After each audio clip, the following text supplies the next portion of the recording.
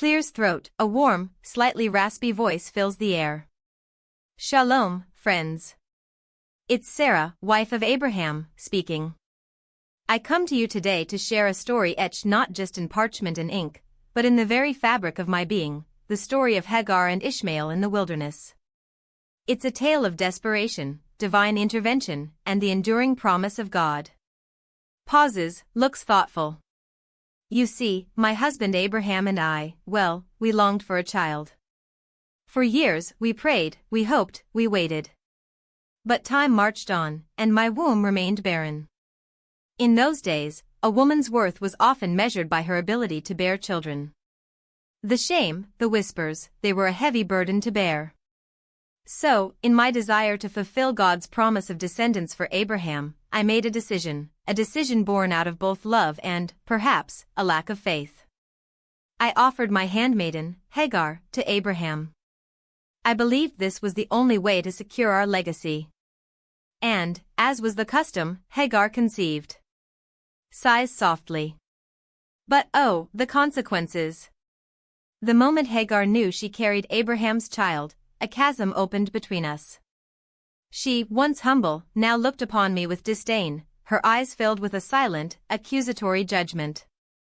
And I was consumed by jealousy and resentment. I treated Hagar harshly. I admit it freely. My heart, once filled with longing, was now poisoned by bitterness. Hagar, unable to bear my harsh treatment any longer, fled into the wilderness. Imagine her, alone, pregnant, with nowhere to turn. The scorching sun beating down, the endless expanse of sand stretching before her like a desolate future. Pauses for effect. But God, in His infinite mercy, saw Hagar's plight. An angel of the Lord found her by a spring in the desert. He spoke to her, a voice of comfort and reassurance amidst the despair. He told her to return to me, to submit, but also, and this is crucial, he promised her that her son would be a great nation. He told her to name him Ishmael, meaning God hears, for the Lord had indeed heard her affliction. Hagar obeyed. She returned, and in time, Ishmael was born. For years, he grew up in our household. We loved him, in our own flawed way.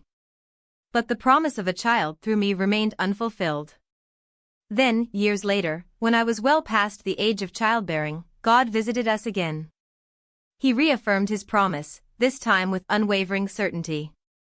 He said, "Sarah your wife shall bear you a son, and you shall call his name Isaac, and I will establish my covenant with him for an everlasting covenant and with his descendants after him." Voice fills with emotion. Imagine my reaction. I laughed. I actually laughed. It seemed utterly impossible.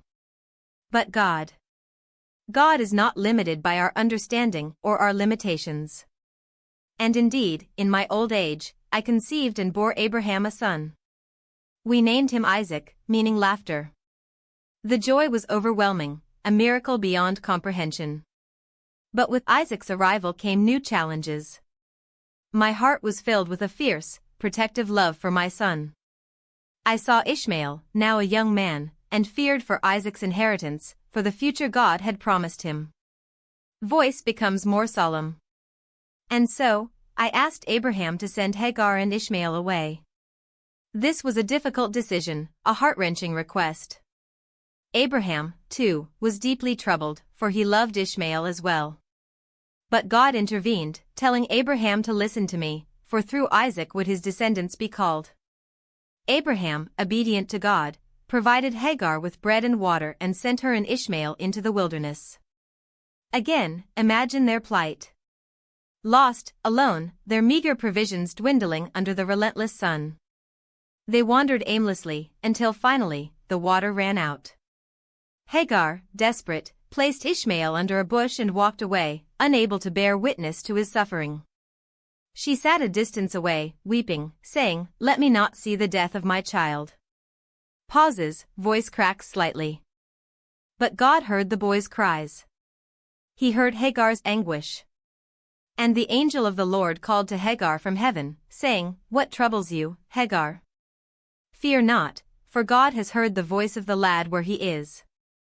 Arise, lift up the lad, and hold him in your hand, for I will make him a great nation. And God opened her eyes, and she saw a well of water. She went and filled the skin with water and gave the lad a drink. God was with the boy, and he grew up. Voice.